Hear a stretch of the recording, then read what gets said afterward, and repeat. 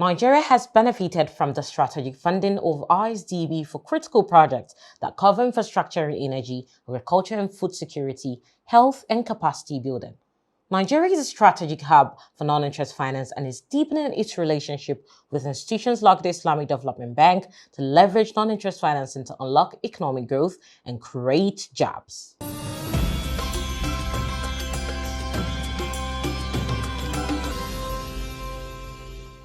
Did you know that over 1.9 billion people globally remain excluded from formal financial systems, highlighting a gap that alternative finance models are increasingly stepping in to bridge?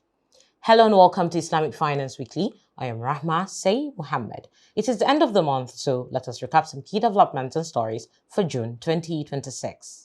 We commence with the story that the Islamic Corporation for the Insurance of Investment and Export Credit, a Sharia-based multilateral credit and political risk insurer and member of the Islamic Development Bank Group, has declared its support for the financing of the Lagos-Calabar Coastal Highway Phase 2 in Nigeria, thereby committing a total insured amount of $626 million in support of one of the country's most strategically significant transport infrastructure projects. The agreement was signed on the sidelines of the Islamic Development Bank Group 2026 annual meetings in Baku, Azerbaijan. The transaction is backed by ICIEC's non-honoring of sovereign financial obligations insurance policy structured in favor of the First Abu Dhabi Bank as the policyholder, with the Federal Ministry of Finance of Nigeria acting as the borrower. The policy, according to ICIEC, provides 95% coverage across two tranches, $276 million with a 7-year tenor and $350 million with a 9-year tenor. By mitigating sovereign risk, ICIEC stated its participation plays a critical role in facilitating access to long-term international financing and ensuring the successful implementation of this landmark infrastructure project.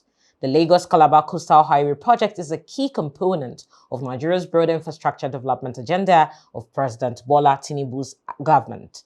Upon completion, the project will significantly enhance regional integration and mobility, enabling more efficient movement of goods and people across the country's coastal regions, thereby catalyzing economic activity, reducing logistic costs, and strengthening supply chains, the agency added. The Chief Executive Officer of ICIEC, Dr. Khalid Kalafella, in his remarks during the ceremony said, "Through this transaction, ICIEC is demonstrating the practical value of Sharia-compliant risk mitigation in advancing large-scale development projects." The Minister of Finance and Coordinating Minister of the Economy, Mr. Taiwo Oyedele, met with His Excellency Dr. Mohammed Al-Jasser, President of the ISDB Group, on the sidelines of the 2026 ISDB annual meetings in Baku, Azerbaijan. The meeting reaffirmed the ISDB Group's long-standing partnership with the Federal Republic of Nigeria and reviewed cooperation under the Country Engagement Framework 2026 to 2028. The exchange focused on infrastructure, private sector development, Islamic finance, and support for Nigeria's broader economic diversification agenda, building on recent engagement through the ISDB Group Day in Lagos. Nigeria has benefited from the strategic funding of ISDB for critical projects that cover infrastructure and energy, agriculture and food security, health and capacity building. Nigeria is a strategic hub for non-interest finance and is deepening its relationship with institutions like the Islamic Development Bank to leverage non-interest financing to unlock economic growth and create jobs.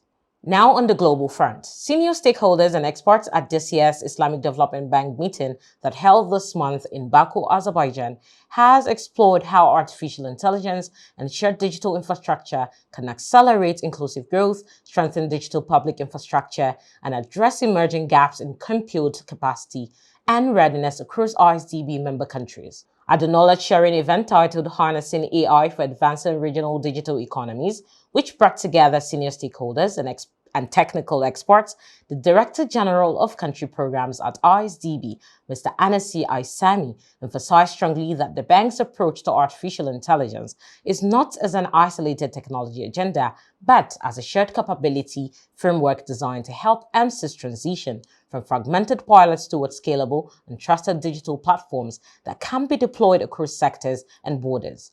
In his remarks, the Deputy Minister of Digital Development and Transport of the Republic of Azerbaijan, Mr. Samaddin Asadov, highlighted Azerbaijan's ongoing efforts to position itself as a regional digital hub through the expansion of innovation ecosystems, strengthening of digital infrastructure, and support for technology-driven economic activity. He noted that artificial intelligence can serve as a catalyst across these priorities by increasing productivity, enabling new digital markets, improving the competitiveness of enterprises, and enhancing the efficiency of public service delivery. The Islamic Development Bank, at its 2026 annual meetings in Baku, Azerbaijan, re-elected its president, His Excellency Dr. Mohammad Al-Jasser, for another 5-year term tenure. Speaking on his re-election, the ISDB president called for solidarity that will translate into collective action, shared responsibility, and meaningful support for the least developed member countries that face fragility and hardship. He informed the ISDB 2026 annual summit that the agenda for the next 5 years, 2026 to 2031, hinged on delivering at scale, delivering with excellence, and delivering as one united group. The ISDP president noted that in 2025, total approvals from the bank reached nearly $16 billion, up 20% from 2024. He informed stakeholders that the 10-year strategic framework 2026 to 2035 is anchored in originality, solidarity, and intergenerational prosperity.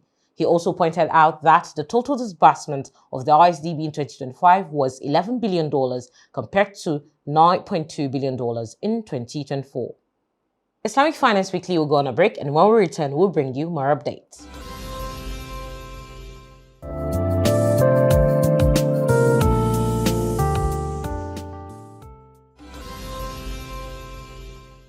Welcome back. Here is the Fact Box segment.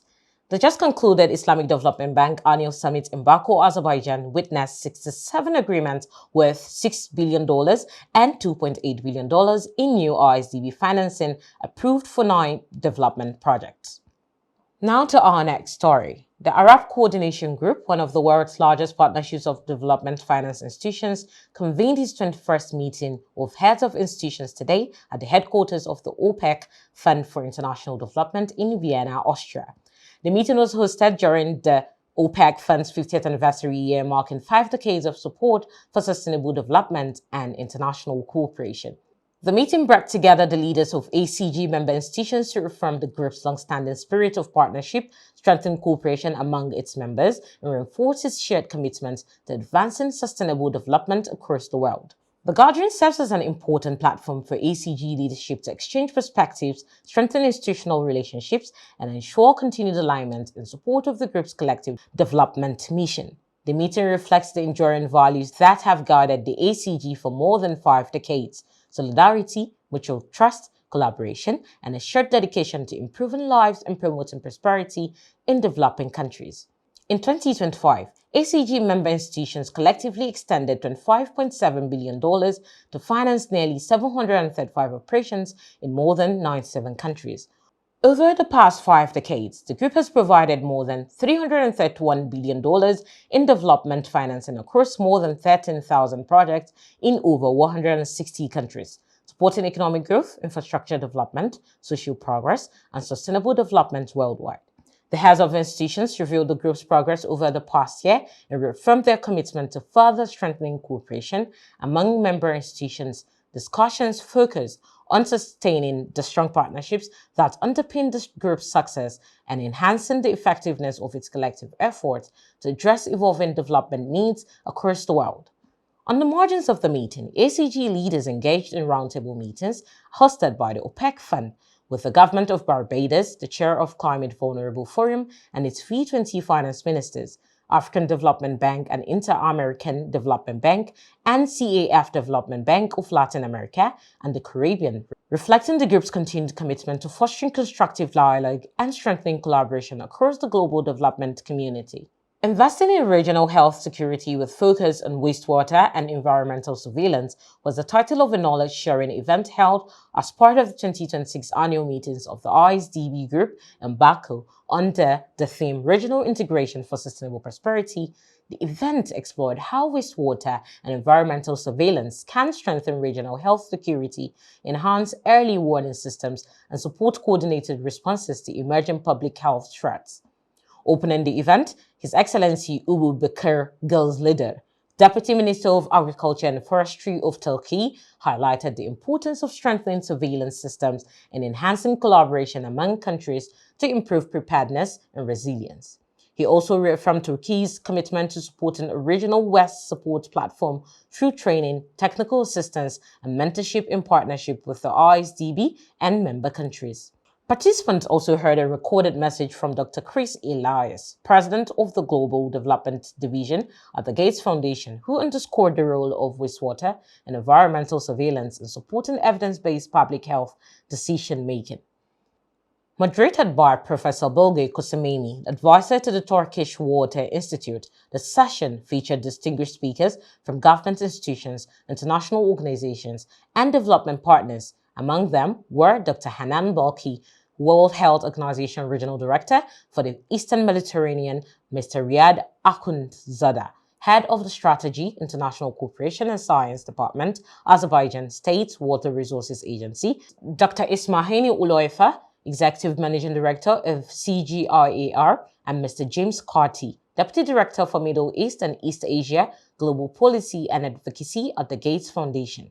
Discussions focused on integrating wastewater and environmental surveillance, international surveillance systems, strengthening cross-border early warning mechanisms, and ensuring that surveillance data is effectively translated into public health action.